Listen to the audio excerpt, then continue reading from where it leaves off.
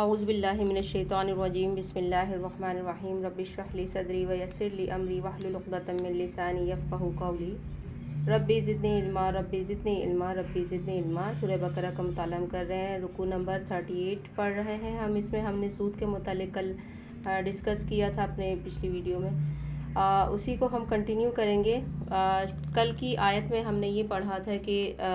سب سے پہلے تو اس سے پہلے ہم جو پڑھ رہے تھے انفاق فی سبیل اللہ کے بارے میں، پھر اللہ تعالیٰ نے اس کے اپوزٹ بتایا کہ اس کے اپوزٹ جو چیز ہے وہ ہے سود۔ سود کا ہم نے پڑھا کہ سود کیا چیز ہے کہ جو آپ کا جو ہے آپ ایک آمدنی پہ اپنے اوپر جو رقم لیتے ہیں وہ اس کو سود کہا جاتا ہے، یعنی آپ نے جو سیونگ کی ہے سیونگ کو اللہ کی راہ میں دینے کے بجائے اس کو اس طرح سے سیو کرنا بینکس وغیرہ میں یا کسی اور اس میں سیو کرنا، جس سے جو ہے آپ اس کے اوپر ایک فکس آمدن لیتے ہیں، اور فکس آمدنی کسی کے پاس انویسٹ کرنے کے بعد ظاہر ہے اس کے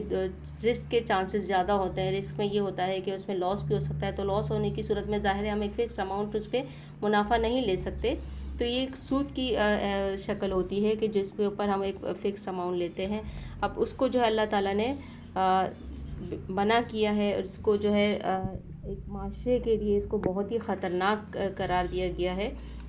اور اللہ تعالیٰ نے اس کو حرام قرار دیا گیا ہے۔ اس کی نسبت جو حلال قرار دیا گیا تھا وہ تھا بیع یعنی تجارت، جو کیونکہ اس وقت لوگ اور آج کل کے لوگ بھی اس کو جو سود کے حامی لوگ ہوتے ہیں وہ یہ کہتے ہیں کہ سود جو ہے بیع یعنی تجارت جو ہے وہ بھی تو سود کی ہی ایک شکل ہے، حالانکہ بالکل ہی اپوزٹ چیزیں ہیں۔ بیع جو ہے تجارت ہے کہ آپ نے تجارت کی اور اس سے نفع کا بھی وہ ہوتا ہے اور نقصان کا بھی ہوتا ہے، دونوں چانسز ہوتے ہیں، رسک کا خطرہ رہتا ہے اس کے اندر بھی، تو اس میں جو ہے وہ بالکل ہی اپوزٹ چیز ہے، جبکہ سود کے اندر ہوتا ہے کہ ہر حال میں ایک فکس اماؤنٹ جو ہوتی ہے وہ ملتی ہے۔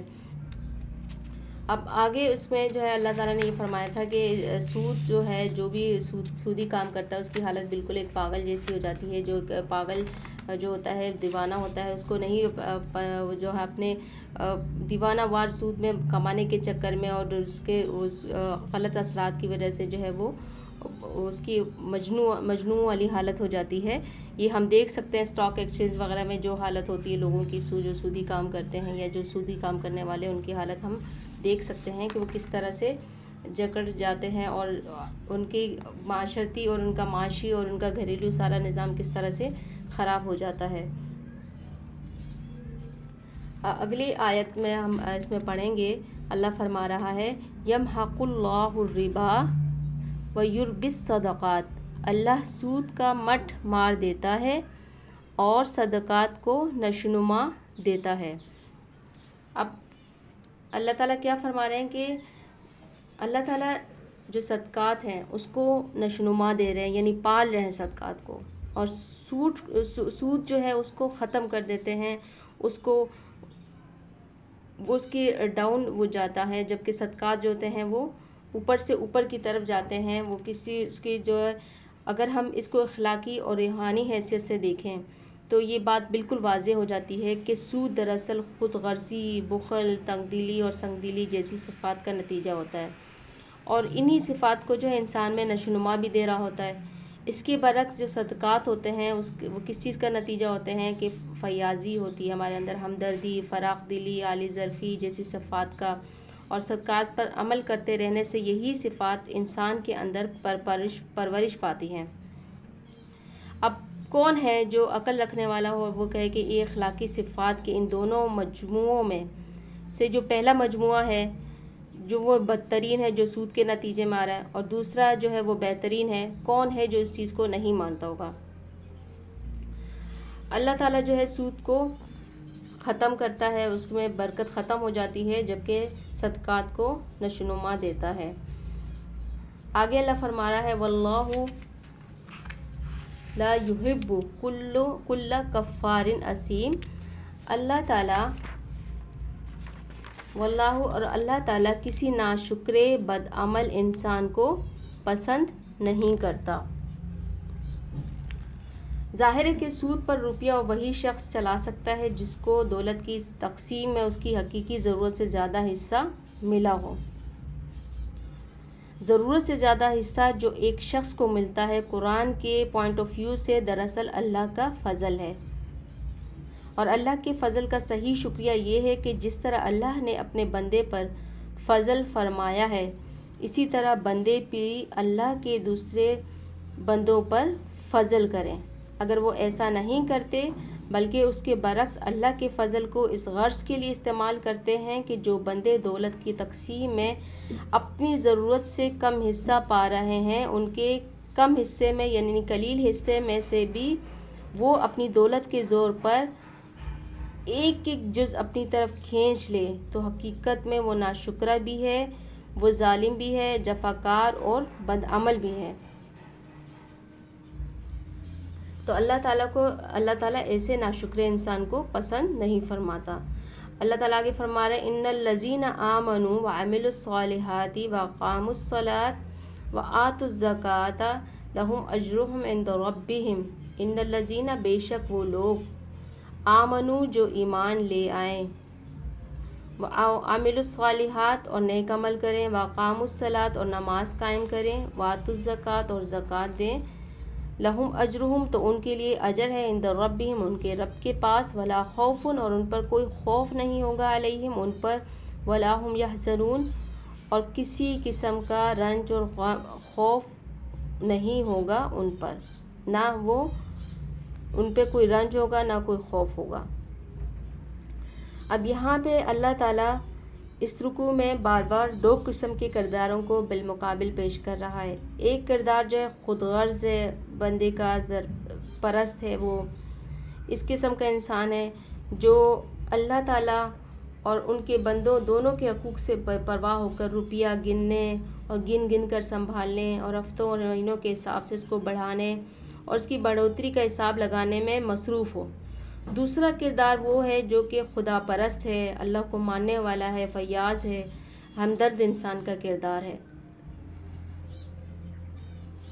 اب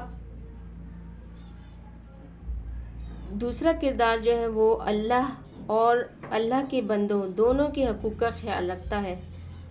اپنی قوت بازو سے کما کر خود بھی کھاتا ہے اور بندگان اللہ کو بھی کھلاتا ہے، دل کھول کر نیک کاموں میں خرچ کرتا ہے۔ پہلی قسم کا جو کردار ہے وہ اللہ کو سخت ناپسند ہے۔ دنیا میں اس کردار پر کوئی اچھی سوسائٹی یا صالح سوسائٹی نہیں بن سکتی اور آخرت میں ایسے کردار کے لیے غم و اندوہ اور مصیبت کے سوا کچھ نہیں ہے۔ اس کے خلاف جو دوسری قسم کا کردار جو ہے جو اللہ کو پسند ہے اسی سے دنیا میں ایک اچھی نیک سوسائٹی بنتی ہے اور وہی آخرت میں انسان کے لیے فلاح کا باعث بھی بنتی ہے۔ یہ دونوں ہی اپوزٹ کردار ہے جس کے بارے میں ہم بار بار اس رکوع میں پڑھ رہے ہیں اور اللہ تعالیٰ دنیا میں بھی اس کا بتا رہے ہیں کہ دنیا میں ان دونوں اپوزٹ کرداروں کا کیا ہمیں دکھتا ہے اور آخرت میں بھی ان کا کیا انجام ہوگا۔ آگے اللہ فرما رہے ہیں یا ایھا الذین آمنوا اتقوا اللہ، اے ایمان والو، آمنوا اتقوا اللہ جو ایمان لائے ہو، اے لوگو جو ایمان لائے ہو، اتقوا اللہ اللہ سے ڈرو، وذروا ما بقی من الربا ان کنتم مؤمنین اور جو کچھ تمہارا سود لوگوں پر باقی رہ گیا ہے اسے چھوڑ دو اگر واقعی تم ایمان لائے ہو، یعنی تم پر اگر حقیقت واضح ہو گئی ہے کہ سود کو اللہ تعالیٰ کو سخت ناپسند ہے، یہ آیت تم تک پہنچ چکی ہے، تو اگر تم واقعی ایمان رکھتے ہو تو جو کوئی سود تمہارا کسی کی طرف رہتا ہے تو تم اس کو چھوڑ دو، اس سے باز آ جاؤ۔ آگے اللہ فرما رہا ہے فَإِن لَّمْ تَفْعَلُوا اگر تم نے ایسا نہ کیا، فَأْذَنُوا بِحَرْبٍ مِّنَ اللَّهِ وَرَسُولِهِ تو آگاہ ہو جاؤ کہ اللہ اور اس کے رسول کی طرف سے تمہارے خلاف اعلان جنگ ہے۔ یعنی اس آیت میں ایک ایسی وہ ہے کہ اللہ تعالیٰ دیکھیں کسی حرام چیز کے خلاف اللہ نے قرآن میں نہیں کہا کہ اللہ اور رسول کے ساتھ اس میں اعلان جنگ ہے، کوئی حرام چیز کھانے کے لیے بھی اللہ نے نہیں کہا کہ تم اللہ کے ساتھ وہ جو ہے اللہ اور اس کے رسول کے ساتھ جو ہے ایک اعلان جنگ کر رہے ہو، جنگ کرنے کے لیے نکل کھڑے ہو۔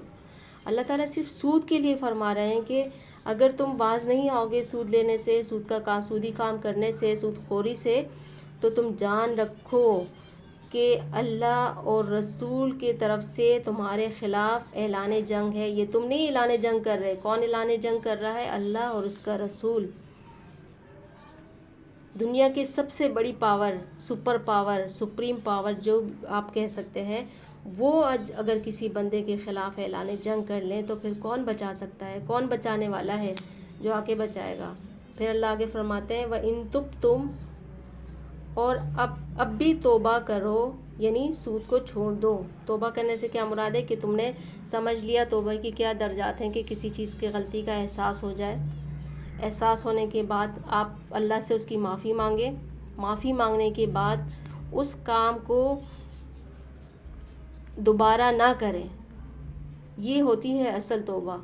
اب یہ نہیں کہ آپ نے احساس ہو گیا، آپ نے اللہ سے توبہ کر لی لیکن پھر وہی کام کیے جا رہے ہیں، تو یہ توبہ نہیں بلکہ ایک مذاق بن جاتا ہے۔ تو توبہ کا یہاں پہ اللہ فرما رہے ہیں کہ وَإِن تُبْتُمْ، اب بھی توبہ کر لو، فَلَكُمْ رُؤُوسُ أَمْوَالِكُمْ، اگر اب بھی توبہ کر لو تو اپنا اصل سرمایہ لینے کے تم حقدار ہو۔ لا تظلمون ولا تظلمون، نہ تم ظلم کرو نہ تم پر ظلم کیا جائے۔ آگے فرما رہا ہے اللہ تعالیٰ وَإِن كَانَ ذُو عُسْرَةٍ فَنَظِرَةٌ إِلَىٰ مَيْسَرَةٍ، تمہارا قرض دار تنگ دست ہو تو ہاتھ کھلنے تک اسے مہلت دو۔ وَأَن تَصَدَّقُوا خَيْرٌ لَكُمْ إِن كُنتُمْ تَعْلَمُونَ، اور جو صدقہ کرو تو یہ تمہارے لیے زیادہ بہتر ہے اگر تم سمجھو۔ اب یہاں پہ جو ہے اس آیت سے شریعت میں جو حکم نکالا گیا ہے کہ جو شخص قرض ادا کرنے سے اس پوزیشن میں نہ ہو کہ وہ قرض ادا کر سکے، تو اسلامی عدالت جو ہوتی ہے اس کے اسلامی سسٹم جو ہوگا اس کی قرض خواہوں کو مجبور کرے گا کہ اسے مہلت دیں۔ اور بعض حالات میں تو یہ کہ وہ پورا قرض یا قرض کا ایک حصہ بھی معاف کرا سکتے ہیں۔ اب حدیث میں دیکھتے ہیں کہ نبی صلی اللہ علیہ وسلم کے جو ہے ایک شخص ان کے پاس آیا اور کہا کہ اس کے شخص کے جو نا کاروبار میں گھاٹا آ گیا اور اس پر قرضوں کا بار بہت زیادہ چڑھ گیا۔ تو یہ معاملہ نبی صلی اللہ علیہ وسلم کے پاس آیا، آپ صلی اللہ علیہ وسلم نے لوگوں سے اپیل کی کہ آپ اپنے اس بھائی کی مدد کرو، چنانچہ بہت سے لوگوں نے اس کی مالی امداد دی، مگر قرضے اس کے پھر بھی صاف نہ ہو سکے، ختم نہ ہو سکے۔ تب آپ نے اس کے قرض خواہوں سے فرمایا کہ جو کچھ حاضر ہے بس وہی لے کر اسے چھوڑ دو، اس سے زیادہ تمہیں نہیں دلوایا جا سکتا۔ یعنی یہ کہ جو جن لوگوں نے قرض لیا ہے وہ قرض کو نہیں ادا کر سکتے، اپنے مالی معاملات کی وجہ سے ان کے ہاتھ اتنا کھلا نہیں ہوتا، تو پھر چاہیے کہ قرض لینے والے کے ساتھ نرمی کا معاملہ کریں، اس کو مزید مہلت دیں۔ اگر مزید مہلت نہیں دے سکتے اور آپ اتنا رکھتے ہیں، اللہ تعالیٰ نے آپ کو اتنا سٹیٹس دیا ہے، تو آپ اس کو معاف بھی کر سکتے ہیں، یہ زیادہ بہتر ہے۔ وَاتَّقُوا، اب اس کی رکوع کی آخری آیت ہے وَاتَّقُوا، اور بچو یا ڈرو یومن، اس دن سے ترجعون فیہ الی اللہ، جبکہ تم اللہ کی طرف واپس ہوگے۔ ثم توفی کل نفس ما کسبت وہم لا یظلمون، وہاں ہر شخص کو اس کی کمائی ہوئی نیکی یا بدی کا پورا بدلہ مل جائے گا اور کسی پر ظلم نہ ہوگا۔ یعنی آخر میں جو ہے اس رکوع کو یہاں پہ اس پہ ختم کیا جا رہا ہے کہ دوبارہ آخرت کا جو ہم جس دنیا میں جس مقصد کے لیے آئے ہیں، یہ ہمارے لیے دارالامتحان ہے، یہاں ہمیں ہمیشہ نہیں رہنا ہے، تو اللہ تعالیٰ ہمیں آخرت کے اس دن سے ڈرو جس دن سب کو واپس جانا ہے، اور اپنے ایک چیز کا جو ہے کمائی ہوئی جو نیکی ہے یا بدی جو کچھ بھی یہاں پہ کیا اس کا ایک چیز کا ذرہ برابر کا بھی بدلہ مل جائے گا اور کسی پر ظلم نہیں ہوگا۔ تو اس رکوع میں جو ہے ہم دیکھتے ہیں کہ اللہ تعالیٰ نے انفاق فی سبیل اللہ اور سود دونوں چیزوں کو سامنے رکھ کر تمام جو ہے اپنے بندوں کو خاص کر مومنین کو یہاں پہ مخاطب ہو کر کے فرمایا، وہ کیا ہے، جنرل ایک مخاطب کیا ہے سب کو، تو اور بتایا گیا ہے کہ سود کس طرح سے ہمارے سسٹم کو تباہ برباد کر دیتا ہے. اس سے ہماری ان امپلائمنٹ کتنی بڑھ جاتی ہے, بے روزگاری بڑھ جاتی ہے اس سے, اور ہمارا پورا سسٹم جو ہے ایک قرضوں میں اور انفلیشن میں جکڑ جاتا ہے. جبکہ دوسری طرف آپ دیکھیں کہ انفاق فی سبیل اللہ کی بھی اللہ تعالیٰ نے وہ بتایا ہوا ہے کہ 3 درجات اس میں بتائے ہوئے ہیں کہ آپ کی جو سیونگ ہو جاتی ہے اس کے 3 بہترین مصرف کیا ہے, کہ ایک تو اللہ کی راہ میں آپ خرچ کر دیں, انفاق فی سبیل اللہ کی راہ میں آپ نے خرچ کر دیا. دوسرا یہ ہے کہ کسی کو قرض حسنہ دے دیا. قرض حسنہ کیا ہوتا ہے کہ آپ نے کسی کو کوئی کاروبار لگانے میں, کوئی کام لگانے میں کوئی قرض دے دیا کہ جب اس کا حالات بہتر ہوں گے تو وہ قرض آپ کو وہ واپس لوٹا دے گا. تیسرا جو ایک خسیس انسان کو ہوتا ہے اور اتنا زیادہ پسندیدہ وہ نہیں ہے, وہ یہ ہے کہ آپ کسی کو دیں اور اس میں سے جو ہے آپ اس شرط پر دیں کہ پیسہ آپ کا ہوگا, وہ اس پہ بزنس کرے گا, کمائے گا, اور اگر وہ کمائے گا اس میں سے جو منافع اس کو ملتا ہے تو اس میں سے ایک حصہ وہ آپ کو آپ کے اس کا دے, جو آپ نے اس کو پیسے دیے ہیں اس کا دے. تو اس کو اتنا زیادہ پسندیدہ نہیں وہ قرار دیا گیا, لیکن پھر بھی ایک بہتر اس سے یہ ہے کہ سود کی نسبت دیکھا جائے تو یہ ایک بہترین وہ ہیں انفاق فی سبیل اللہ کی راہ میں خرچ کرنے, اپنی سیونگز کو اللہ کی راہ میں خرچ کرنے کے بہترین طریقے بتائے گئے ہیں. اور اللہ تعالیٰ فرماتا بھی ہے کہ اللہ تعالیٰ صدقات کو نشوونما دیتا ہے, صدقات خیرات زکوٰۃ کو نشوونما دیتا ہے اور سود کو ختم کرتا ہے, اس کا مٹھ مار دیتا ہے. تو اللہ تعالیٰ ہمیں ان بندوں میں شامل فرمائیں جن کو اللہ تعالیٰ نے پسندیدہ قرار دیا ہے, اور ان خراب فطرت لوگوں سے, بد فطرت عادات سے, سودی قسم کے لوگوں سے محفوظ فرمائیں, اور ایسے سسٹم سے ہمیں محفوظ فرمائیں جو ہمیں سود کی طرف لے کے جائے. اللہ تعالیٰ سے دعا ہے کہ ہمارے ملک میں جو ایک سسٹم چل گیا ہے سود کے حوالے سے اور اس کے حوالے سے, اللہ تعالیٰ ہمیں اس سب کو سمجھنے والا اور جو ہے اس ایسے سسٹم سے بچنے والا فرمائے, اور ہمارے پارلیمنٹ میں ایسے لوگوں کو لے کے آئے جو صحیح معنوں میں جو ہے